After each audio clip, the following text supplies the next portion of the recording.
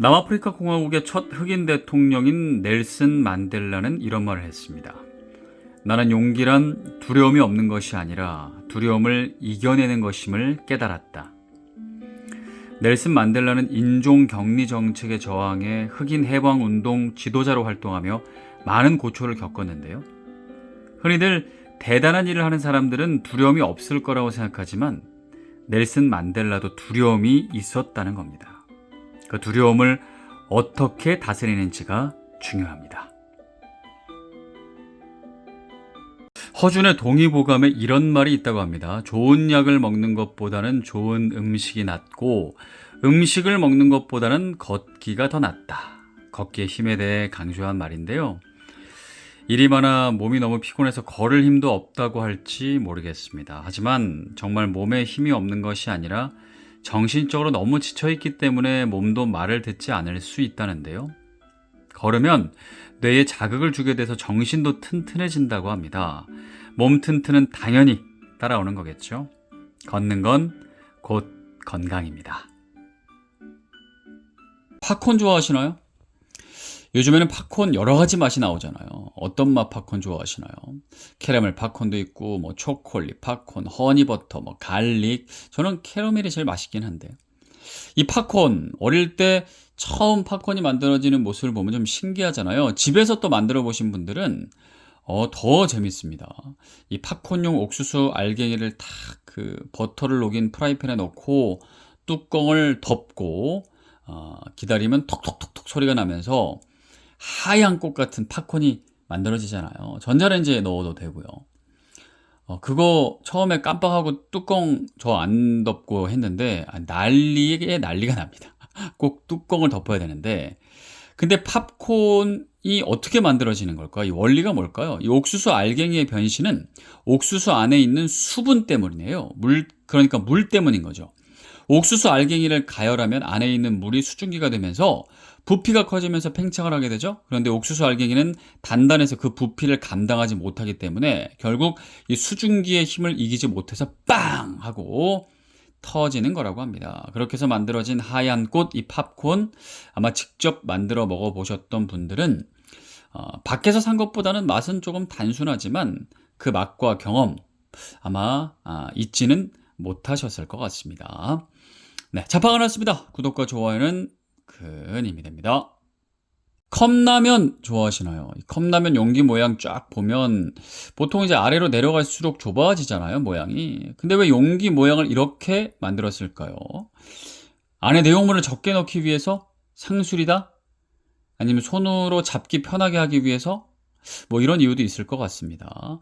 하지만 가장 큰 이유는 안에 있는 면을 더 잘 익히게 하기 위함이래요. 용기 모양이 내려갈수록 좁아지는 것이 왜 더 면을 잘 익히는 것과 연결이 되는 걸까요? 원리는 이렇습니다. 컵라면을 열면 용기가 내려갈수록 좁아지다 보니까 면이 중간에 걸쳐 있죠. 일부러 그렇게 만든 거래요. 뜨거운 물을 넣으면 뜨거운 물은 가만히 있지 않고 움직이잖아요.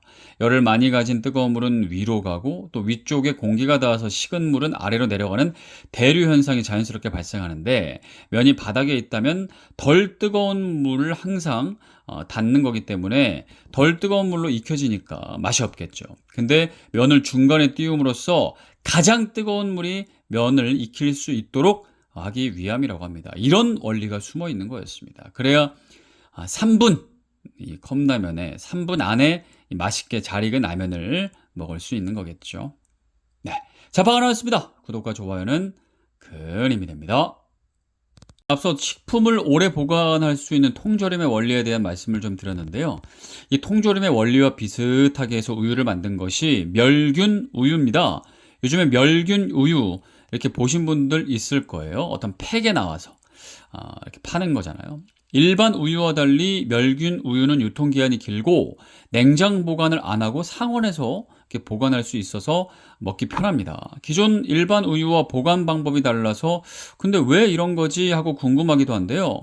어떤 원리가 숨어 있는 걸까요? 보통 일반 우유 안에는 아주 작은 미생물이 들어있대요. 이 미생물 중에는 건강에 좋은 미생물도 있고 우유를 상하게 하는 미생물도 있대요. 그래서 이런 미생물 때문에 우유가 쉽게 상하는 거라고 합니다. 그래서 냉장 보관을 하게 되죠.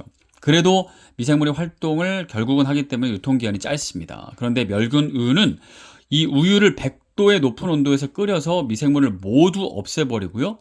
공기가 통하지 않게 밀봉한 그런 우유이기 때문에 유통기한이 길고 아까 말씀드린 통조림처럼 상온에서도 보관이 가능한 거라고 합니다. 근데 이렇게 높은 온도에서 우유를 끓이면 미생물도 함께 죽고 또 영양 성분도 일부 파괴되는 뭐 좀 그런 단점이 있죠. 그런 단점이 있기 때문에 그걸 일단 알고 편한 대로 유통기한과 쉬운 보관을 더 크게 생각한다면 멸균 우유를 선택하면 되고요. 그래도 영양을 좀 더 크게 생각한다면 조금 보관이 불편한 유통기한이 짧은 일반 우유를 선택하시면 될 것 같습니다. 자, 방어였습니다. 구독과 좋아요는 큰 힘이 됩니다. 통조림 음식 자주 드시나요? 통조림 지금은 뭐 너무 익숙하지만 처음 나왔을 때는 굉장히 획기적인 뭐 놀라운 제품이었을 것 같습니다. 식품인데 어떻게 이렇게 유통기한이 길 수가 있지? 뭐 전쟁에서도 많이 사용됐다고 하고요. 상당히 신기했을 텐데 통조림은 어떤 원리로 식품을 그 안에 오래 보관할 수 있게 만든 걸까요? 과일이나 식품을 상하게 하는 것은 바로 공기 중의 미생물 때문이래요. 그래서 오래 보관하는 비법은 두 가지입니다. 첫 번째는 기존의 식품에 붙어있는 미생물을 일단 제거해야겠죠. 그리고 두 번째는 추가로 공기 중에 미생물이 달라붙지 않게끔 차단하는 겁니다. 이 두 가지만 하면 오래 보존할 수가 있는 건데요.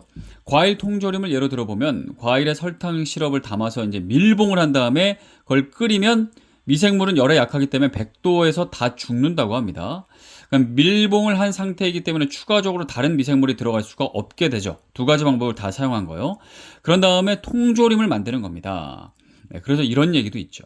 히말라야 산맥을 등반하던 사람들이 100여 년이 넘은 그런 통조림을 발견했는데 여러분이 상하지 않았다는 믿거나 말거나 정말 그럴 수도 있을 것 같고요. 네, 그 정도로 통조림 오래 보관할 수 있는 거죠. 네, 자, 방어였습니다. 구독과 좋아요는 큰 힘이 됩니다. 고구마 좋아하시나요? 고구마 뭐 안 좋아하는 사람이 정말 적을 것 같은데요. 근데 이 고구마 어떻게 조리하느냐에 따라 더 달고 맛있잖아요. 예를 들어 같은 고구마라도 군 고구마는 찐 고구마보다 먹어보면 더 달게 느껴지죠.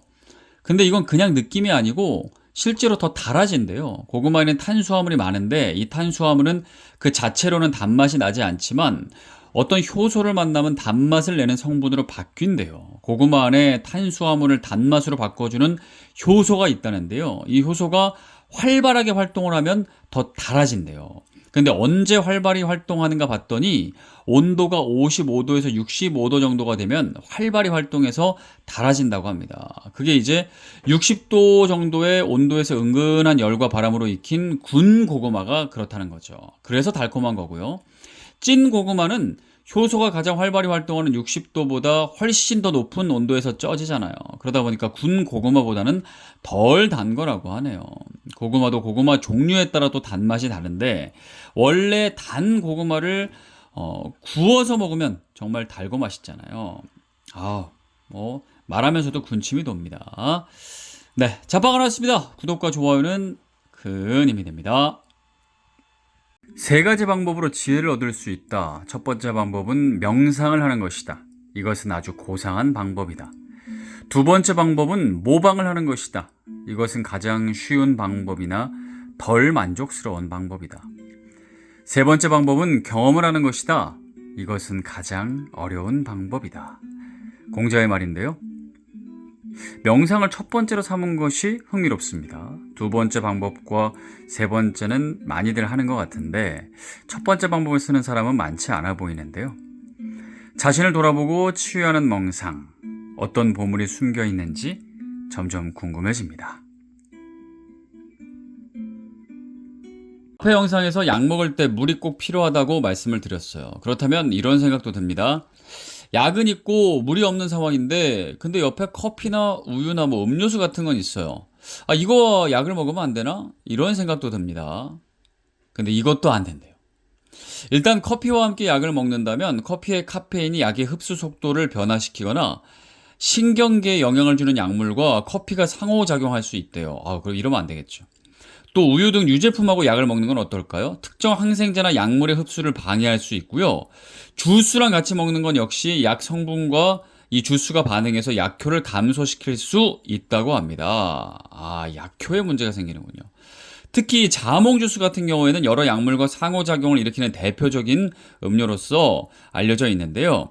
자몽에 포함된 성분이 약물 분해 효소에 영향을 줘서 체내에 약물이 과도하게 남도록 만들 수 있고, 이렇게 되면 몸에 부작용이 생길 수 있대요. 그렇기 때문에 이런 문제를 예방하기 위해서 약은 반드시 물과 함께, 주스 이런 거 안 됩니다. 물과 함께 복용하는 것 필요하다고 합니다.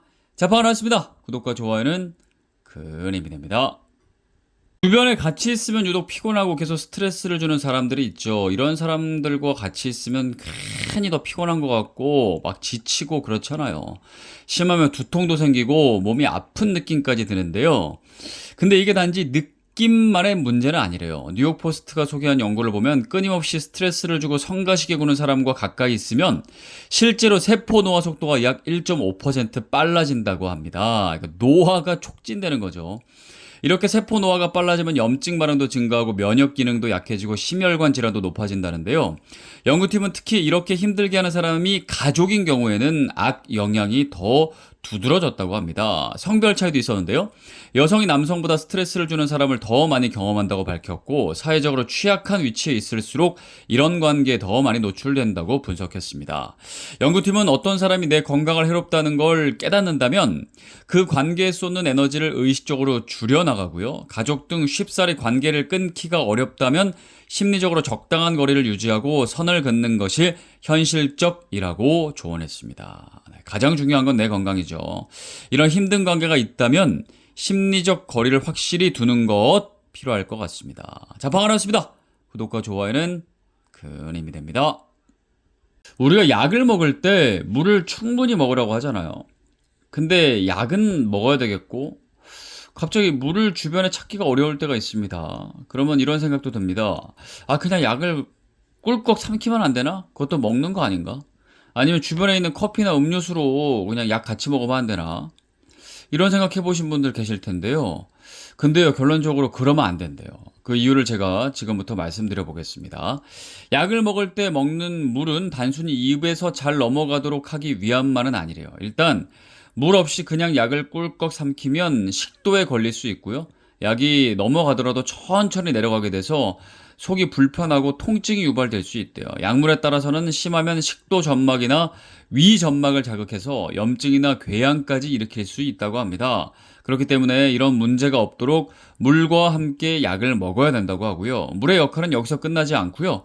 물과 같이 약이 위에 잘 도달하면 약이 균일하게 녹을 수 있도록 물이 도와준대요. 물이 없으면 약이 제대로 위에서도 안 녹고, 그러면 흡수 속도도 더뎌지고 약효도 불안정해진다고 합니다. 그러니까 정리하면 식도와 위를 보호하고 약 효과를 제대로 발휘하기 위해서는 물이 꼭 필요한 거죠. 물이랑 약을 드시기 바랍니다. 자, 방안했습니다. 구독과 좋아요는 큰 힘이 됩니다. 날씨가 조금씩 따뜻해지기 시작하면서 이제 좀 나가볼까? 어디 갈 데 좋은 데 없나? 이런 생각들 자연스럽게 하는 시기가 됐는데요. 야외에 있는 시간이 많아지게 되면 당연히 선크림을 또 신경 써줘야 되죠. 내 소중한 피부를 위해서. 이 선크림 사용법, 많이들 알고 계시겠지만 한번 제가 다시 정리해 드릴까 합니다. 미국 피부과학 회지에 실린 연구를 보면 대부분의 사람들은 권장량의 약 4분의 1 정도만 선크림을 사용한대요. 그래서 한 500원 정도의 양을 발라줘야 제대로 된 기능을 할 수 있다고 합니다. 그러니까 내가 쓰는 양보다 조금 더 써야겠다 이런 생각을 좀 하면 좋고요.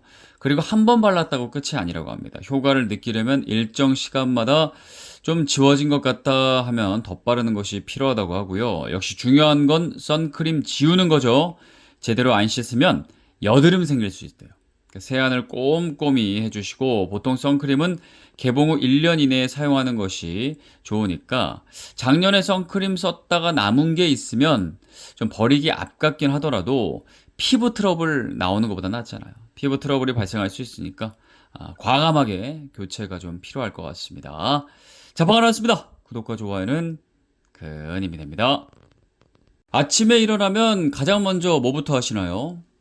당연히 뭐 눈을 떠야겠죠. 네.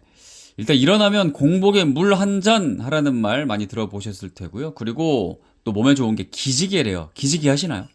간단히 스트레칭 하는 게 뭐 그렇게 도움이 되나 싶을 텐데 아침에 기지개 하면 혈액순환에 도움이 된대요. 기지개를 한다는 거 내 몸 근육을 수축시키고 이완시키는 거죠. 스트레칭이니까. 이렇게 하면 근육의 피로를 푸는데 당연히 일단 도움이 되고요. 이것 외에도 근육이 수축 이완하면 혈액순환까지 원활해진다고 합니다. 혈액순환이 잘 되면 전신에 산소와 영양분이 잘 공급돼서 신체 활동이 원활해지죠. 그리고 기지개를 하면 소화기관에도 자극을 줘서 위장 운동도 활발해져서 배변 활동을 유도하고 변비 증상도 개선된다고 하네요. 네, 아침에 따뜻한 물 한 잔과 기지개, 요걸 세트로 생각하시면 좋을 것 같아요. 물론 기지개를 너무 과하게 빠르게 하면 안 좋대요. 그러면 어지러울 수도 있고 뭐 관절이나 뭐 근육도 상할 수가 있기 때문에 아침에 일어났으니까 몸 상태를 봐가면서 천천히 느긋이 하는 게 중요할 것 같습니다. 자, 반갑습니다. 구독과 좋아요는 큰 힘이 됩니다. 오늘 왠지 음식을 많이 먹을 것 같은 그런 약속, 그리고 왠지 좋은 걸 먹을 것 같은 기회가 되는 그런 어떤 음식 자리, 제대로 먹기 위해서 그리고 좀 칼로리 좀 낮추고 살 좀 빼려고 그 전 식사를 아예 굶는 경우가 있습니다. 그러니까 저녁 잘 먹으라고 점심 굶는 경우 뭐 이런 거죠. 근데 이런 습관은 어떨까요? 장기적으로는 사실 건강에는 안 좋대요. 저녁을 잘 먹으려고 점심을 굶는다면 공복 시간이 길어지겠죠? 그 혈당 수치가 정상보다 떨어지게 된대요. 근데 이때 저녁이 돼서 저녁 식사가 들어오면 혈당이 평소보다 급격히 올라가서 대사 시스템에 부담을 주게 된다고 합니다. 각종 질환의 위험이 커지고요. 혈당 수치는 한꺼번에 팍 올라가고 팍 내려가고 이러면 안 좋잖아요. 그리고 살 좀 빼려고 이렇게 하려고 하는 거지만 사실은 배가 고픈 상태에서는 포만감을 느끼는 신호가 늦게 전달돼서 평소보다 많은 양을 빠르게 섭취하고 더 고열량, 자극적인 음식이 더 당기기 때문에 오히려 체중이 더 늘어날 수 있대요. 이런 연구 결과가 많습니다. 또 위는 음식이 들어오지 않더라도 위산을 계속 분비하기 때문에 위산 때문에 속쓰림이나 통증이 유발될 수 있고요. 공복이다가 한 번에 많은 양의 음식이 들어오면 위에 큰 부담을 주게 되고 또 식사 리듬도 깨져서 위장 기능이 저하된대요. 여러 가지 안 좋은 것들이 많군요. 또 뭐가 있냐면 다음 식사를 위해 이제 이 식사를 참게 되면 스트레스 호르몬인 코르티솔 분비도 증가시켜서 면역력도 저하되고 체지방 축적을 유도할 수 있기 때문에 장기적으로는 전반적인 컨디션이 안 좋아질 수 있대요. 역시 균형 잡힌 규칙적인 이런 게 항상 중요하죠. 몸의 패턴, 몸의 리듬이 있기 때문에 그렇습니다. 네, 균형 잡힌 식사 리듬 항상 기억해 두시면 좋을 것 같습니다. 자, 반갑습니다. 구독과 좋아요는 큰 힘이 됩니다. 우리는 돈이 가득 든 지갑을 잃어버리면 아까워한다. 그러나 어떤 생각이 떠오르거나 책에서 본 좋은 생각들, 우리가 살아가면서 기억해야 하는 생각들, 더 나은 세상을 만들 수 있는 생각들은 잃어버리고도 그런 사실조차 곧 잊어버린다. 금은보화보다 더 값진 것임에도 불구하고 아까워하지 않는다. 레프 톨스토이의 어떻게 살 것인가 중의 일부인데요. 정보 시대에 좋은 생각과 아이디어는 금은보화보다도 값질 수 있죠. 소중한 생각들이 발견되고 갑자기 떠오른다면 그냥 지나치지 말아야겠습니다. 잠을 충분히 잤는데도 이상하게 피곤할 때가 있죠. 수면 시간이 길었음에도 피곤한 이유는 왜 그런 걸까요? 다양한 이유가 있을 수 있는데 대표적인 이유 몇 가지 좀 살펴보겠습니다. 첫 번째는 수면 시간은 길었지만 깊은 잠이 아니었기 때문이죠. 이건 뭐 당연한 얘기 같은데요. 예를 들어 잠들기 직전까지 스마트폰 등 밝은 화면을 오래 봤다면 뇌가 완전히 휴식 상태로 전환되지 않은 상태에서 잠들었기 때문에 깊은 잠을 못 잘 수 있다고 합니다. 두 번째는 수면 시간이 일정하지 않아서 그렇대요. 수면 시간은 길어도 그제는 밤 10시에 자고 또 어제는 새벽 2시에 자고 오늘은 12시에 자고 막 이렇게 들쭉날쭉 그렇게 자면 몸은 일정한 생체 리듬이 있기 때문에 충분한 시간을 자도 개운함이 덜하대요. 내가 이렇게 자진 않았는가 좀 생각해 볼 필요가 있고요. 세 번째는 스트레스가 많을 때 그렇습니다. 일상에서 긴장이 많은 상황이 계속되니까 오래 잠을 자도 완전히 회복되지 못하는 거죠. 잘 때도 긴장하는 거예요. 또 하루 동안 운동량과 움직임이 덜해도 깊은 잠이 어렵다고 합니다. 마지막으로요. 잠자는 환경인데요. 방이 너무 밝거나 소음이 크다면 몸을 계속 긴장하게 만들기 때문에 아무리 자도 피곤할 수 있대요. 네.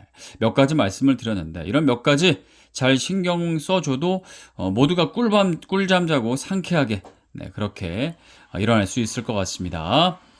자, 바나였습니다. 구독과 좋아요는 큰 힘이 됩니다. 진정한 모습을 감출 수는 없다. 자신의 진정한 모습조차 사랑할 수 없는 사람이 무슨 자격으로 남들이 나를 좋아해 주길 바랄 수 있을까? 라오즈의 생명의 아름다움에 감사하라 중에 일부인데요. 남들이 나를 좋아해 주길 바란다면 그 전에 할 일이 있습니다. 나의 민낯을 먼저 사랑해야 합니다. 내가 나를 사랑할 수 있도록 먼저 변해야 합니다. 놀아야 산다. 짧은 시간 동안 쉬면서 충전하는 것은 지쳤을 때 링거 주사를 맞는 효과와도 같다. 평소에 자주 놀아야 한다. 당신의 일상에 수없이 많은 놀이들을 축적하라. 윤수정의 크리에이티브 테라피 중에 일부인데요. 열심히 일만 하면 안 됩니다. 나중에 링거 주사 안 맞으려면 쉬어야 합니다. 충전해야 합니다. 열심히 놀아야 합니다. 탱이가 하는 말이 자기 몸이 건강하면 남이 뭐라 해도 웃어 넘기는데 몸이 피곤하면 작은 일에도 짜증이 나더란다. 힘에 부치게 일하는 날 저녁에 나도 모르게 짜증을 내면 탱이가 받아준다. 그리고 나중에 유머러스하게 이야기한다. 건강한 내가 받아줘야지 하고 받아준 거예요. 장영란, 김광하의 아이들은 자연이다 중에 일부인데요. 그래서 건강이 중요합니다. 자기 몸이 건강하면 다른 사람도 보입니다. 관계도 표현도 부드럽습니다. 그래서 몸 건강 관리가 모든 것의 시작입니다.